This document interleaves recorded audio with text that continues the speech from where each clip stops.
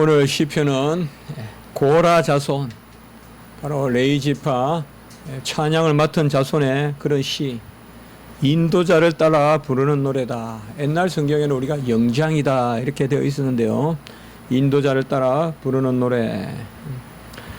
무엇보다도 오늘 시편의 내용 자체가 어떤 역사적 배경을 우리에게 추론할 수 있도록 그렇게 보여주고 있습니다. 본 시편은 하나님께 큰 은혜를 받은 그러한 민족이 다시금 고난에 처해서 옛날에 하나님이 베푸셨던 그 사랑을 오늘날도 베풀어 주시옵소서라고 하는 그러한 시를 담고 있습니다. 그래서 좀 더 구체적인 그런 역사적 배경을 보면 오늘 돌아온다라는 단어가 최소한 4번 정도 나타납니다. 수브라는 단어인데 이 단어에서 우리가 어떤 힌트를 볼 수가 있는데요. 먼저는 하나님께서 북왕국 이스라엘과 남왕국 유다를 이방 민족의 손에 붙여서 멸망시켰습니다. 여호와의 징계죠. 그러한 징계는 결국은 멸망시키고자 함이 아니요 돌이키고자 함이죠. 정하게 하려고 애것을 잘라내고 씻어주는 게 징계의 의밀지인데, 바로 그 바벨론의 포로에서 하나님께서 이스라엘 백성을 구해 주시는 어떤 그러한 하나님의 은혜, 이런 것들이 노래되고 있습니다. 그것이 오늘 보면 1절에서 3절의 그러한 배경이 되겠습니다.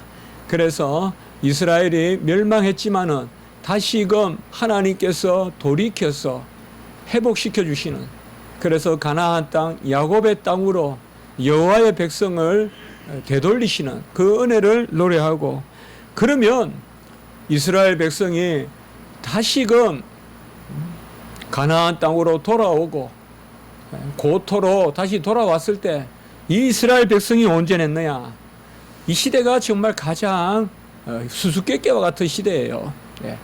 바로 말라기 선지의 예언이 끝나고, 그리고 이스라엘 백성은 결국은 하나님의 뜻에 따라 다시 돌아오게 되죠.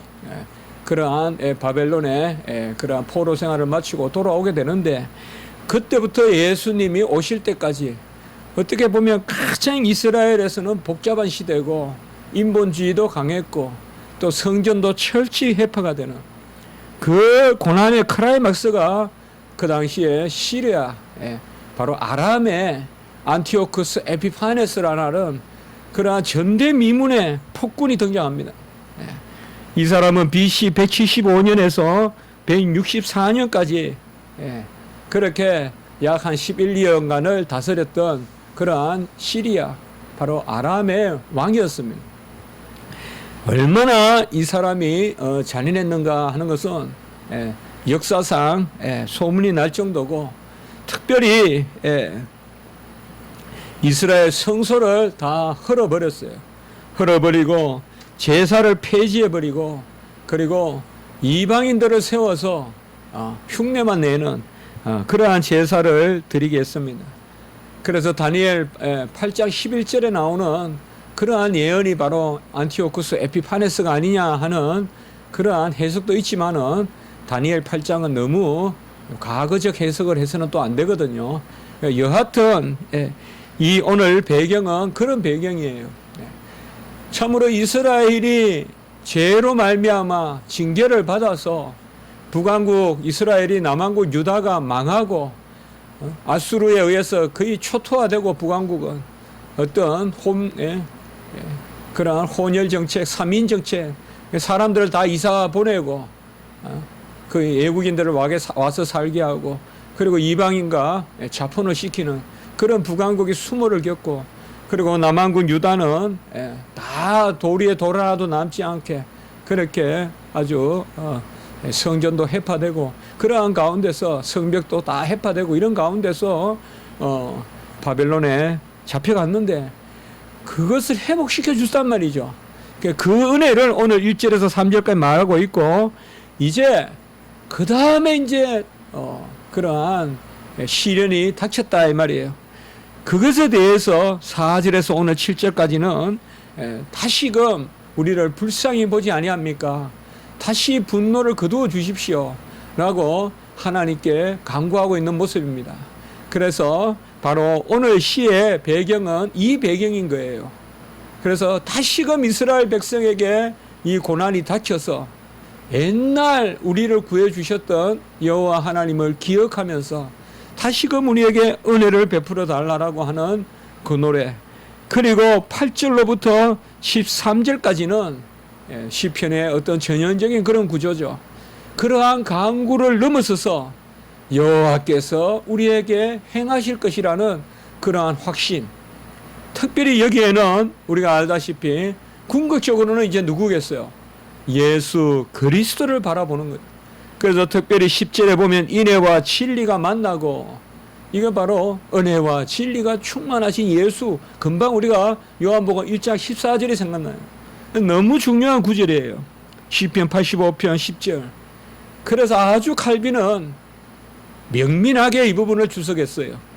인애와 진리가 만나고 의와 화평이 입맞춘다는 것은 그리스도를 의미한다, 이렇게 딱 주석하고 있어요. 아주 루터란들이 그저 어떤 형상으로 예표로 그리스도를 접근했다면, 칼빈은 어떻게 보면 신학적으로, 의미적으로, 영적으로 더 깊이 그리스도를 접근하는 그런 해석법을 우리가 볼 수가 있는데, 바로 오늘 10절 아무것도 없어 보여도 이건 바로 예수를 뜻한다. 인애와 진리가, 사랑과 진리가, 혹은 은혜와 진리가 충만하신 독생자의 영광, 요한복음 1장 14절에서 17절. 그래서 저도 이 구절을 자주 인용하고 또 인용하고 합니다. 인애와 진리가 만나고 의와 화평이 서로 입맞추고. 그래서 8절과 13절에는 이미 간구하는 가운데서 이미 들어주신 줄 알고 여호와의 어떠하심을 노래하고, 그리고 그가 좋은 것을 주시고 땅이 산물을 내고 하는 그러한 서원이라 할까요? 어떤 확신의 그러한 환상이라고나 할까요? 그런 것을 8절에서 13절까지에서는 말하고 있습니다. 어떻게 보면 우리가 시편에서 자주 나누었지만은 꼭 보면 현실의 어떤 궁급함, 급박함, 현실의 어떤 그러한 어찌할 수 없음, 무능함, 또 수렁에 빠짐, 또 내 죄악이 넘침, 또 이방의 우겨쌈, 이런 것들이 시편에서 자주 등장하잖아요. 어떻게 보면 거의 중요한 모티브로 등장하잖아요. 악인이 에워싸는 것, 죄인이 흥황하는 것, 이러한 상황에 처해 있는, 어떻게 보면 우리 이 인생을 이야기해 주는 거예요. 이 가운데 그 다음에 뭐예요? 기도를 하는데 꼭 기도의 요소는 뭐냐? 기억하는 거가 있다는 거죠. 여호와 하나님이 우리를 구원해 주셨고, 여호와 하나님이 오늘까지 나를 있게 하셨고, 지금까지 나를 인도하셨고, 그것을 기억하면서 간구하는 거죠. 그리고 그 간구에서 그냥 퀘스천 마크를 던지고 하나님이 하시겠거나 마시겠거나 하는, 나는 그냥 기도했으니까 끝이다 라는 데 머물지 않고, 그 기도가 이미 연락됐다, 받아들여졌다, 또 우리에게 응답되었다는 것을 시편은 꼭 노래하고 있다는 거죠. 그래서 그런 부분은 우리가 서원의 부분이다. 서원이라는 것은 하나님이 하신 줄 알고 지금 우리가 감사를 미리 앞당겨서 드리는 것. 꼭 재물만, 우리가 서원, 재물만 생각하지 말자. 우리의 심령의 상태가 서원의 상태가 되어야 된다. 기도를 했으면 이미 된 줄 알고 감사하는 것. 그래서 서원의 감사 제물을 드리기도 하고, 서원의 감사 기도를 드리기도 하고, 찬양을 드리기도 하는 것이겠죠. 오늘 시편은 바로 이런 전형적인 구조를 취한 가운데서 아주 소망과 또 예수 그리스도께서 궁극적으로 이 일을 이루신, 정말 이스라엘 백성이 얼마나 답답해요. 큰 나라가 초토화된 가운데서 다 디아스포라 이제 다 흩어진 가운데서 하나님이 다시 모아주셨는데, 다시 불러주셨는데 다시 그냥 해산되잖아요. 결국 이스라엘 백성은 2000년 동안 나라가 없이 살게 되잖아요. 그러니까 그러한 배경 가운데서 궁극적으로 이러한 우리의 절박한 상황을 구원하시리는 그리스도밖에 없다라고 이렇게 보는 것, 그것이 오늘 시편의 바로 주제라고 우리가 여기게 되는 것입니다. 먼저 1절에서 3절까지에 보면 과거에 베푸신 은혜라고, 저는 내용적으로 한번 오늘 그렇게 주석에 보니까 이렇게 저렇게 나누기도 하지만, 저는 1절에서 3절까지는 과거의 감사, 4절에서 7절까지는 현재의 고난과 강구, 그리고 8절에서 13절까지는 저는 그냥 서원, 민이 된 줄 알고, 우리 서원이란 말 많이 썼어요. 저는 서원을 너무 협의적으로 쓰지 말자. 서원에서 키포인트는 내가 마치 뭐를 먼저 하나님께 드리는 같이 생각하면 안 된다. 서원은 하나님이 미래에 하신 것을 하나님이 하셨다고 생각하고 그의 일부를 지금 드리는 게 서원 제물이다. 그걸 우리 항상 말을 했죠. 그렇게 나누었죠. 그런 부분에서 8절과 13절은 바로 여호와가 이미 행하셨다는 그의 여호와의 어떠하심을 노래하는 것인데, 1절과 3절에서 보면, 1절에 보면 여호와여, 바로 스스로 계신 하나님 구원의 주여, 주의 땅에 은혜를 베푸사 야곱의 포로된 자들이 돌아오게 하셨으며, 주의 땅이라는 말은 바로 시편에서 주라는 말은 당신, 여호와여 당신께서 당신의 땅에, 같이 합니다. 여호와의 땅, 바로 여호와의 땅에 은혜를 베푸시고, 야곱의 포로된 자들은 뭘까요? 여호와의 백성이죠. 야곱은 바로 이스라엘의 정하신 12지파의 바로 그 조상이 야곱 아닙니까? 그래서 1절에는 언약의 약속의 말씀, 그러니까 언약의 땅에 언약의 백성을 돌아오게 하셨다. 이 단어가 우리가 이 시편을 우리가 읽어가는데 아주 키워드라고 할 수 있는데요. 제가 보기엔 그렇습니다. 돌아오게 하셨으며, 이 수버예요, 수버. 수버라는 말은 우리가 회개 때 많이 쓰는 단어예요. 돌이키다. 그래서 turn around, 돌아오다는 거예요. 빙 둘러서 오라. 그래서 여호와의 땅에 여호와의 백성이 돌아오게 하시고, 이것은 그냥 그대로 우리가 문자적으로 돌아왔다라고 해석해도 되고, 좀 더 영적으로는 바로 회개하고 돌이키게 하셨으며, 그렇게 해석해도 무방하겠습니다.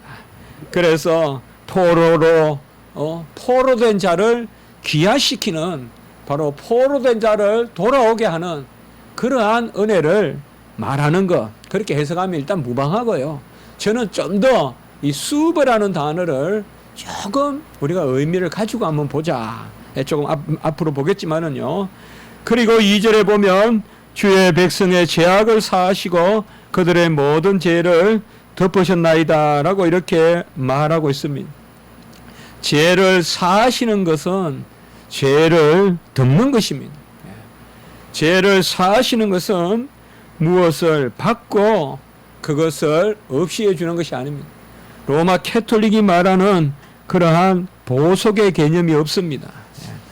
죄악을 사하시고 죄를 덮으셨다라는 말은 우리는 같은 말이에요. 여호와 하나님은 허물을 덮어주셔서 죄를 없이 해주시는 것입니다. 전적인 은혜입니다. 시편 32편 1절에 보면 허물의 사함을 받고 자신의 죄가 가려진 자는 복이 있도다. 여기도 사함과 허물을 덮어주는 것, 여기서는 가려진 자. 그래서 사함을 받는다는 것은 가려주는 거예요. 세상에서 사함을 받는 것은 사실상 기본적인 건 해야 돼요. 남의 집 자전거에 빵거를 냈으면 거기에 우리가 앞빈을 잘못 던져놔서 터뜨렸으면 먼저 그것을 수선해 줘야 돼요. 그러나 주님의 구원은 그게 아니에요. 주님의 사하심은 그냥 덮어주시는 거예요. 없이 해주는 거예요. 가려주시는 거예요. 로마서 4장 6절에 보면 일한 것이 없이 하나님께 의로 여기는 이것이 바로 사함이고 덮어주시는 것이고 가려주시는 거예요. 시편 32편 5절에도 보면 계속해서 나옵니다. 내가 이르기를 내 허물을 여호와께 자복하리라 하고 주께 내 죄를 아뢰고 내 죄악을 숨기지 아니하였더니, 내가 하나님 앞에 죄악을 내놓고 주께 죄악을 숨기지 아니하였더니 곧 주께서 내 죄악을 사하셨나이다. 여기서 중요한 구절을 우리가 하나 발견할 수 있어요. 로마 캐톨릭 같이 공공의 고백이 필요가 없어요. 우리는 공적인 고백이 필요가 없단 말이에요. 죄를 지었다고 해서 회중 앞에 고백하고 그것에 대안으로 사제를 찾아가서 고백할 필요가 없어요. 바로 시편 32편 5절에는 내 죄를 아뢰고 자복하고 숨기지 않았다는 것은 회개했다는 뜻이에요. 내 죄를 회개하니 곧 주께서 내 죄를 사하여 주셨다. 로마 캐톨릭은 이런 것을 잘못 해석해서 입술의 고백, 심령의 고백으로만은 안 되고 입술의 고백이 있어야 돼요. 심령의 통회와 입술의 고백과 그것만으로도 안 되고 죄의 값을 합당하게 치러야 되는 보석을 또 요구한단 말이죠. 그러나 여호와 하나님은 그게 아니에요. 이스라엘 백성이 뭘 했겠어요? 뭘 했다고 기한해줘요? 포로에서 돌아왔어요. 아무것도 한 게 없어요. 다 성전 재건축할 때도 다 하나님이 목재를 마련하셨어요. 이스라엘 백성을 가서 잘라다 썼을 뿐이에요. 다 키워 놓으셨어요. 잘라다 썼을 뿐이에요.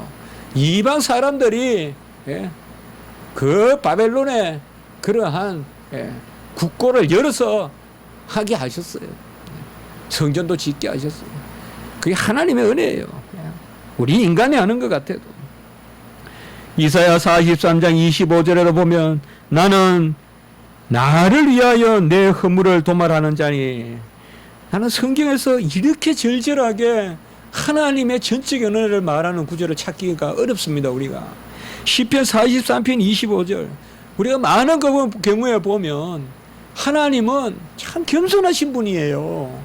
하나님이 하셔놓고 우리가 했다 그러는 거예요. 여기도 보세요. 나를 위하여 허물을 도말한다라고 했어요. 여호와를 위하여 우리 허물을 도말할 이유가 뭐가 있겠어요? 이만큼 하나님은 우리를 평강스럽게 인도해요.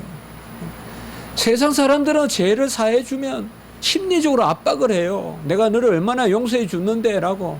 하나님은 그것도 안 해요, 여러분들. 그래서 우리 하나님 너무 귀하신 거예요. 우리 죄를 사해 주셨다고 하나님이 언제 우리를 심리적으로 압박합니까? 예수님을 보내주셨다고 언제 우리에게 빚쟁이라고 압박합니까? 이사야 43장 25절 나는 나를 위하여, 나는 나를 위하여 내 허물을, 너의 허물을, 나를 위하여 너의 허물을 도말한다. 이건 정말 하나님이 낮추신 거예요. 그래서 내 죄를 기억하지 아니하리라. 우리가 행여라도 마음 상할까봐, 부담 가질까봐 나는 내가 좋아서 너를 구원했다. 그러니 걱정하지 마라. 네가 좋다고 너를 구원한 게 아니라 내가 좋아서 너를 구원했다. 동기조차도 우리 편에 없고 공로도 우리의 편에 없고 모든 것이 여호와에 있다. 그것이 바로 2절이에요. 주의 백성의 죄악을 사하시고 그들의 모든 죄를 덮으셨나이다. 3절에는 모든 분노를 거두시며 진노를 돌이키셨나이다. 여기 돌이키셨나이다. 또 수브라는 단어가 나타납니다. 돌이키셨나이다. 그 두 돌이킴이 있어요. 이스라엘 백성은 바벨론에서 돌이켜서 이스라엘 땅으로 돌아왔는데 이것에 대한 은혜는 뭐냐? 결국 하나님이 돌이키셨기 때문에 그런 거예요. 하나님이 그의 진노를 돌이키시고 하나님이 그의 분노를 거두셨기 때문에. 그래서 저는 우리가 시편을 읽을 때는 조금 이런 해석도 맛이 있거든요. 이 같은 수브라는 단어를 1절과 3절에서 절묘하게 사용하고 있단 말이에요. 이스라엘 백성을 돌이켜서 돌아오게 한 것은 좀 더 우리가 장소적으로 바벨론 포로에서 돌아온 것도 되지만 우리가 영적으로 또 신앙적으로 읽으면 내 죄를 회개하고 돌아오게 한 것은 결국은 뭐냐? 그 뒤에 숨어 있는 것은, 그래서 제가 아까 이사야 43장을 인용한 거예요. 여호와 하나님이 기뻐하심으로 진노를 돌이키고 분노를 거두고 진노를 돌이키셨기 때문에, 수부하셨기 때문에, 여호와가 진노를 돌이켜 주셨기 때문에 우리가 돌이킴을 받는 거죠. 결국 여호와의 고난이에요. 아들을 통하여 아버지가 고난을 당하시는 것과 마찬가지예요. 모든 게 그래요. 모든 게. 우리가 성경에서 그걸 읽어야 돼. 이게 정가의 원리예요. 그가 돌이키심으로 우리를 돌이키신 거예요. 물론 그 성격은 천양지차로 다르지만 그는 진노를 거두셨지. 우리에게는 그 진노를 은혜로 바꾸어 주신 거예요. 이러한 은혜 가운데 이제 4절에서 7절까지는 강구하고 있습니다. 4절에 보면 구원의 하나님이여 우리를 돌이키시고, 또 돌이키란 말이 나옵니다. 네. 여기도 역시 수브라는 단어입니다. 우리에게 향하신 주의 분노를 거두소서. 자, 우리가 그저 돌이키다라는 말을 어느 장소에서 돌아오다라는 말만 가지고 해석하면 이 4절은 해석하기가 어려워요. 그렇잖아요. 이스라엘 백성은 이미 지금 역사적 배경이 포로에서 돌아왔어요. 근데 또 어디로 또 돌아가요? 그렇게 볼 것이 아니라 아까 우리가 나누었듯이 바로 우리를 온전케 하시고 우리의 죄에서 우리를 돌이키시고 회개하게 하시고, 또 수브라는 단어를 또 이렇게 썼단 말이에요. 4절에서 우리를 돌이키시고, 우리를 돌이키시고. 바로 이것은 아까 말씀과 같이 1절과 3절을 생각할 거예요. 그러면 딱 맞아 떨어지죠. 여호와여 진노를 돌이키시고 우리를 회복시켜 주시옵소서. 이것이 바로 4절의 기도예요. 우리를 돌이키시고 분노를 거두소서. 그러니까 1절과 3절을 모아서 우리가 4절을 보면 그대로 의미가 통하는 거예요. 그러니까 참 이런 시가 없는 거예요. 이런 절묘한 시가 없는 거예요. 앵간한 시인을 이렇게 못 쓰는 거예요. 그러니 하나님의 영감된 말씀, 그 신적 영감의 말씀에 그 신적 시심이 흐르는 거예요. 시편에는 놀라운 거예요. 그러니까 세상의 시는 맛이 없으면 못 읽는다 그러잖아요. 바로 이런 부분이잖아요. 우리를 돌이키시고 진노를 거두소서라고 이렇게 또한 말하고 있습니다. 4절 후반부에서 5절까지 보면 분노를 거두시고 우리에게 영원히 노하시며 대대에 진노하시겠나이까 라고 이렇게 말하고 있습니다. 간혹 시편 기자나 우리가 이렇게 기도하는 것은, 이것은 사실 기도죠. 어떻게 보면 나쁘게 보면 마치 떠보는 것 같은 그러한 질문일 수도 있지만 어떻게 보면 절박함이라고도 볼 수 있죠. 이건 어떤 질문이라기보다 여호와여 영원히 노하시며 영원히 진노하시겠습니까? 그건 여호와답지 아니하는가요? 아니십니까? 그런 여호와가 아니지 않습니까? 이러한 어떠한 절박함, 떼쓰는 거, 좋은 의미에서 말이죠. 시편 30편 5절 우리가 너무나 잘 연결이 되는 거기 때문에 그의 노염은 잠깐이요 그의 은총은 평생이로다. 저녁에는 울음이 겉들지라도 아침에는 기쁨이 오리로다. 우리가 이미 보았던 그런 시편의 말씀인 바로 여호와의 은총은 오랫동안이나 노념은 잠깐이고 그리고 진노는 금방 아침이 오면 없어지리라. 아침에는 기쁨이 오리라 라고 이렇게 말합니다. 여호와의 진노가 뭐고 분노가 뭘까요? 우리는 이것을 마치 그냥 무작정 싫으면 그냥 포탄을 퍼붓는 그러한 어떤 폭력, 그러한 어떤 잔인함, 쟁투심 그거 아닙니다. 시편에서 말하는 여호와의 진노와 여호와의 분노는 여호와의 잠잠하심입니다. 잠잠하심이에요. 여호와가 은혜를 베푸지 않는 그게 바로 진노예요. 그렇지 않습니까? 우리가 하루도 은혜 없이 못 살잖아요. 솔직합시다. 하나님 앞에 우리가 하루도 하나님 은혜 없이 살아있을 수 있습니까? 십자가를 지도 수백 번은 지어야지 오늘 한날 살만 봐도 우리 죄를 헤아리며 우리의 마음으로 지은 죄, 생각으로 지은 죄, 느낌으로 지은 죄, 정서적으로 지은 죄 꽉 편하게 드러나고 무슨 그래야 죄입니까? 여호와 하나님이 제일 잠잠한 것 같지만 여호와 하나님은 날마다 우리를 위하여 은혜를 베푸시는 거예요.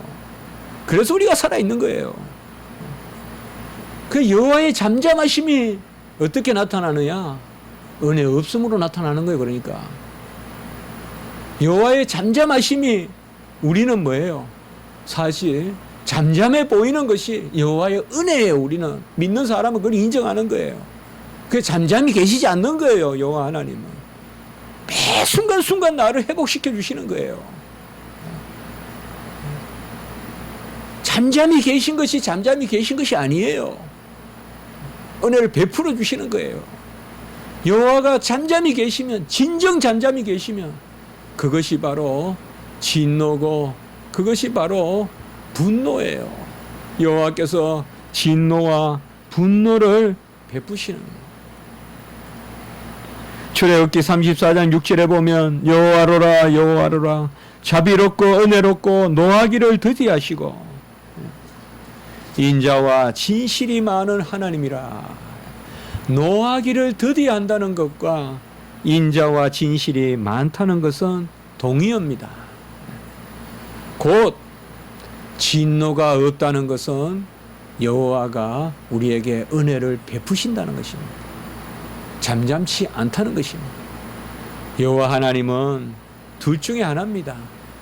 잠잠히 계시거나 은혜를 베푸시거나. 우리 믿는 자들은 잠잠히 계시지 않음을 바라보고 있습니다. 믿지 않는 자들에게는 여호와가 잠잠히 계신 것으로 보여요. 그래서 바로 돌이키시고라고 이렇게 말씀하고 있습니다.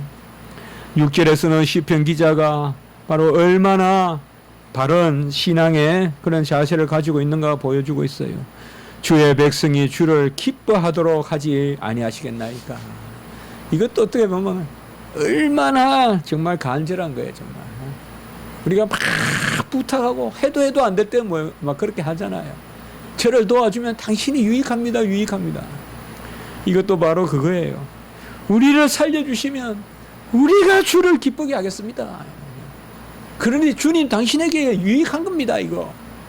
그러니 살려주십시오. 정말 5절과 6절에 보면 정말 간절한 거예요. 정말 간절히 구하는 거예요. 나를 살려주면 여호와 하나님, 내가 여호와 하나님께 노래하고 기뻐하도록, 주를 기뻐하도록 그렇게 할 테니까 나를 구원해 주십시오라고 이렇게 말하는 것입니다.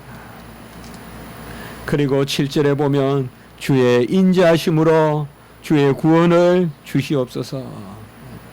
이 4절과 7절에 보면 바로 이 시편 기자가 얼마나 아주 함축적으로 여호와 앞에 기도하고 있는가라는 것을 보여주고 있습니다. 특별히 7절에 인자하심이 바로 우리의 구원에 이르게 하시는, 인자하심은 그 헤세드가 바로 구원의 길이요, 자료요, 구원은 바로 그 열매라는 것을 그렇게 보여주고 있습니다. 오늘 우리가 1절에서 7절까지 말씀만 봐도 정말 우리가 어떻게 기도해야 될 것인가, 뭐 시편을 그저 다 기도로 볼 수는 없지만은 또 어떻게 감사해야 될 것인가. 1절과 3절에서 보면 정말 전적인 은혜로 우리를 돌이켰습니다. 전적인 은혜로 그냥 죄악을 덮으시고 거두시고, 허물을 거두시고 죄악을 덮으시고 우리를 구원하셨습니다. 4절에서 7절에 보면 그 돌이키심을 오늘 우리에게 보여주시옵소서. 오늘 우리도 이렇게 기도해야 될 것입니다. 여호와 하나님이 우리를 위하여 돌이키셨듯이, 여호와 하나님이 진노에서 분노에서 돌이켜서 우리를 돌이키셨듯이, 주여 지금도 우리를 돌이켜 주시옵소서. 그래하여 온전케 회복시켜 주시옵소서. 주의 진노와 주의 분노를 다 거두시고 우리가 여호와를 찬미하는 입술로 회복되게 해 주시옵소서. 어떻게? 오직 7절에 여호와의 인자하심으로, 긍휼하심으로 우리를 구원에 이르게 하심으로. 이제 마지막 8절에서 13절은 아까 하신 말씀과 같이 바로 이러한 기도가 이미 여호와 하나님 앞에서 응답되고 이루어졌다는 것을 시편 기자는 노래하고 있습니다. 우리는 사실 기도할 때 여호와 하나님께 던져놓는 기도, 이것은 믿음의 기도가 아니라고 여깁니다. 믿음의 기도는 어떻게 보면 여호와와 함께 이미 세상의 끄트머리에서, 마지막에서 돌아볼 수 있는 그러한 눈을 가져야 그게 믿음의 기도입니다. 내가 지금 구한 것을 여호와 하나님과 함께 이미 저 끝에서, 결과에서 되돌아볼 수 있는 마음 말이죠. 그게 바로 믿음의 기도다. 우리는 그저 현재에서 미래로 나아가는 그러한 지향점을 가지고 있지만 여호와 하나님께 기도하고 여호와 하나님께 아뢰고서는 여호와와 함께 우리는 되돌아볼 수 있어야 된다는 거죠. 그게 바로 서원이고 그게 바로 믿음의 기도라는 거예요. 기도에 대한 여호와 하나님의 응답은 뭘까요? 그것은 바로 8절입니다. 여호와께서 우리에게 말씀을 주십니다.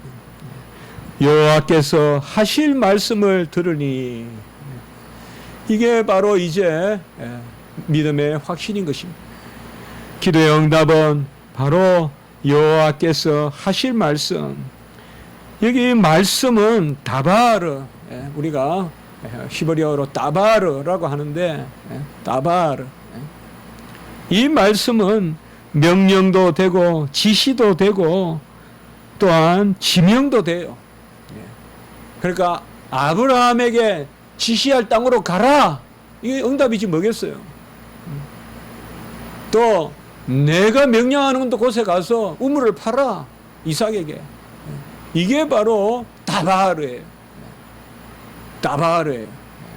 그래서 여호와 하나님께서 하실 말씀을 내가 들으리니, 그 말씀은 8절 후반부에 보면 화평의 말씀을 하실 것이다 라고 이렇게 말씀하고 있습니다. 이 화평의 말씀이 뭘까요?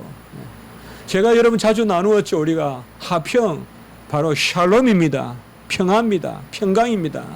샬롬이란 단어입니다. 여호와께서 지시하는 말씀이, 여호와께서 명령하는 말씀이, 특별히 다바르라는 말은요, 우리가 말씀인데, 그러니까 다바르 야훼, 여호와의 말씀인데 특별히 명령, 지시라는 뜻이 많아요. 우리가 기도했을 때 명령하시고 지시하는 말씀을 순종하고 그 자리로 가는 것, 이게 화평이에요. 이게 바로 샬롬이에요. 화평이에요. 우리가 화평을 말할 때 주로 가장 먼저 말하는 것이 화평은 번영이다. 이건 대체로 우리가 샬롬이란 뜻이 열매를 맺는다, 번영이란 뜻이 있어요. 결과적으로 맞아요. 나무가 열매를 맺으면 그게 평화죠. 안 그렇습니까? 막 전쟁통에 자식을 낳을 수 있습니까? 집집마다 아이 울음소리가 나면 그게 평화죠. 열매를 맺는 거죠. 이 열매를 맺으려면 우리는 그 전 단계로 뭘 나누느냐? 제자리 있어야 되죠. 제자리 있어야 되죠. 바로 그 다음 밑에 보세요. 8절 후반부에 어리석은 대로 돌아가지 말지어다. 이때 또 수브란 단어가 나와요. 수브란 단어가 이제 또 여기에서 네 번째 이제 등장을 해요. 돌이키단 말이에요. 똑같은 단어가 네 번 나와요, 지금. 화평은 뭐예요? 하나님의 말씀을 듣고 제자리로 가는 거예요. 이게 기도의 응답이에요, 지금. 기도를 하였더니 야훼, 다바르 야훼, 여호와의 말씀을 들을 것인데 그 여호와의 말씀은 화평의 말씀이라. 우리를 제자리에 두는 말씀이다. 있을 곳에 두는 말씀이다. 지시하는 곳으로 가라는 말씀이다. 그 말씀이고 그들은 다시 어리석은 대로 돌아가지 말지로다라고 이렇게 이야기하고 있어요.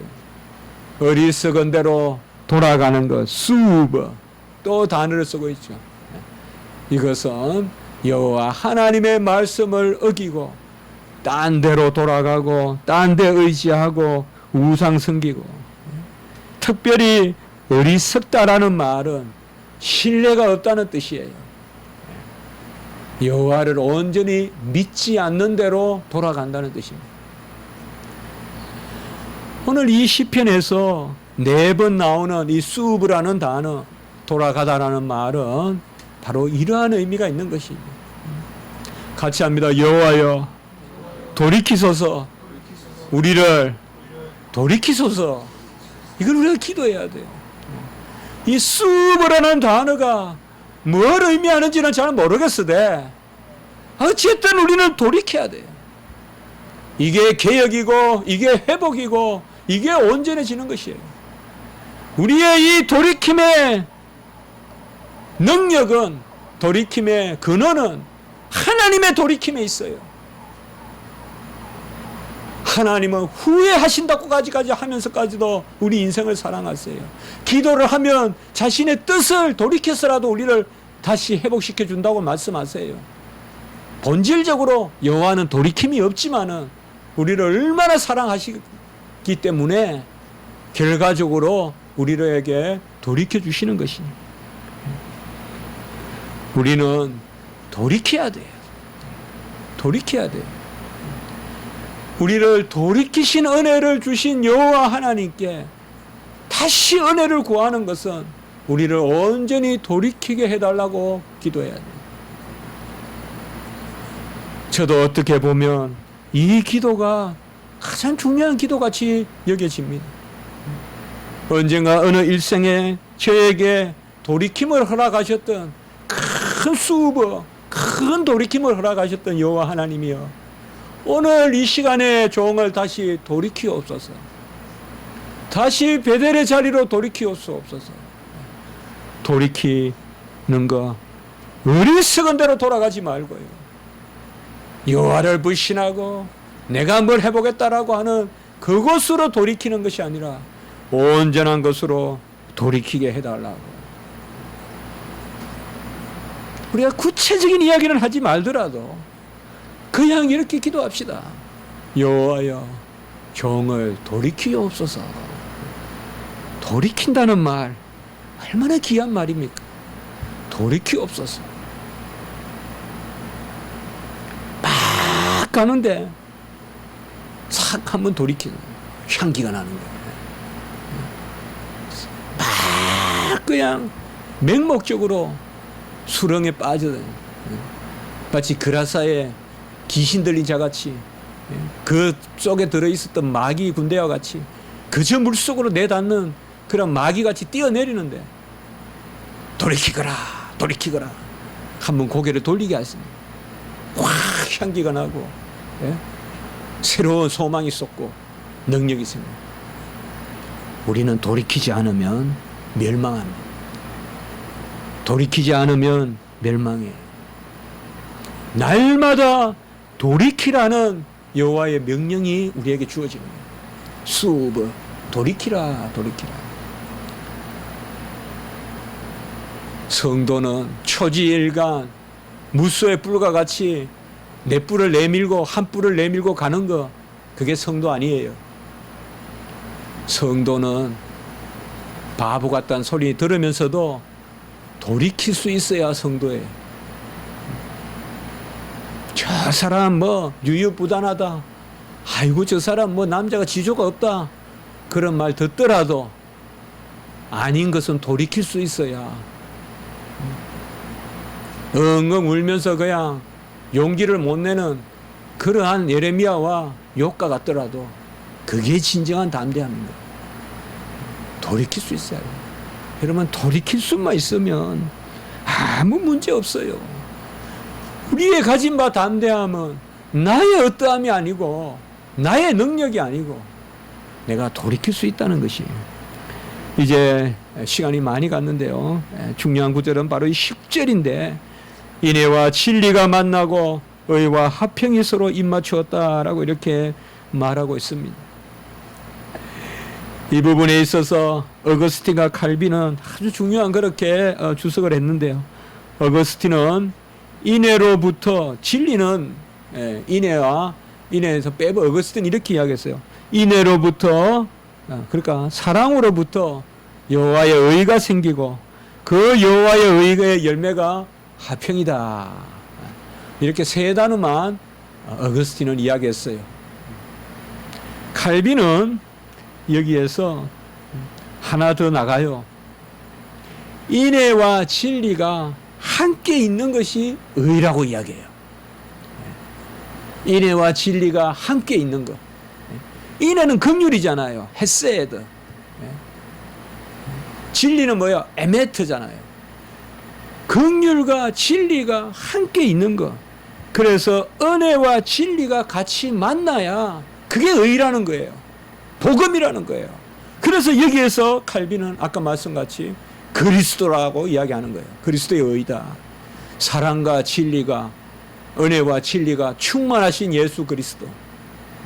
그는 진리면서 사랑이시죠. 그래서 값을 치르는 사랑이죠. 은혜와 진리, 인애와 진리, 사랑과 진리, 헤세드, 에메트가 함께 만나서 의를 이루고, 이 의는 바로 언약의 의죠. 복음이죠. 그 의의 바로 열매가 뭐냐? 샬롬이다. 이 말에 아까 말했던 샬롬이다. 그래서 칼빈은 인애와 진리와 의와 화평이란 이 네 단어가 성도의 복을 드러내는 제유법이다. 이렇게 신화도체다. 이렇게 주석에서 말하고 있어요.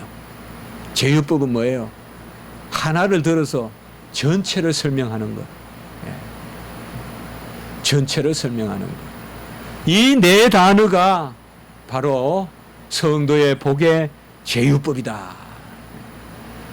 오늘 뒷구절은 우리가 중요하지만은 크게는 말씀을 다 전했다고 여깁니다. 바로 이러한 인애와 진리가 만나서 의를 이루어 그 의의 열매로 화평을 누리게 될 때 12절에 보면 좋은 것을 주시고 땅이 그 산물을 내리로다. 이런 게 다 서원이란 말이에요. 이미 된 줄 알고 여호와 하나님께 감사의 그러한 시를 노래하고 있는 것입니다. 이것을 누가 하느냐? 의가 주의 앞에 가며 주의 길을 닦으리로다 라고 이렇게 했는데, 칼빈 주석에 보니까 이러한 표현은 의가 주보다 앞선다는 말이 아니라 주의 의가 앞선다, 이런 해석이라고 합니다. 우리가 그렇게 읽을 수 있겠죠, 의미적으로. 그래서 13절은 결국 주님이 무슨 말이에요? 주가 가는 곳에 의가 있다 이 말 아니에요. 벌써 의가 먼저 가 있다는 거 아니에요. 그러니까 결국은 주님의 의가 이 모든 것을 이루신다라고 이렇게 말씀한 겁니다. 오늘 우리가 시편을 기억하면서 우리도 우리를 구원하시고 돌이키시는 그 여호와 하나님의 은혜, 이것을 기억하고 우리를 돌이켜 주시옵소서, 우리를 돌이켜 주시옵소서라고 그렇게 기도하는 또 저와 여러분이 되었으면 좋겠습니다. 한번 기도드리겠습니다. 거룩하고 자비로우신 하나님 아버지, 전적인 은혜로 허물을 사하시고 또 죄악을 다 사하여 주시고 덮으시고 가려 주셔서 우리를 구원해 주시고 진노와 분노를 돌이켜서 우리를 돌이켜 주신 그 은혜를 인하여 감사합니다. 우리를 돌이켜 주시옵소서. 언제든 돌이키게 하시옵소서. 그저 우리의 이성대로 버릇대로 습관대로 내 생각대로 내 감정대로 쭉 나아가지 말게 하시고 우리를 돌이켜 주시옵소서. 다시 돌이키는 저희들의 삶이 되게 주시옵소서. 아주 아무것도 없는 듯하고 절망인 가운데서도 여호와께 돌이키면 소망이 있었고 화평이 있는 줄 믿습니다. 오늘 말씀에 은혜가 있게 해주시고 우리 교회 위에 이 은혜를 허락하시고 이제 우리의 기도 가운데도 주의 은혜를 더하여 주시옵소서. 구주 예수 그리스도 이름으로 감사하며 기도드리옵나이다. 아멘.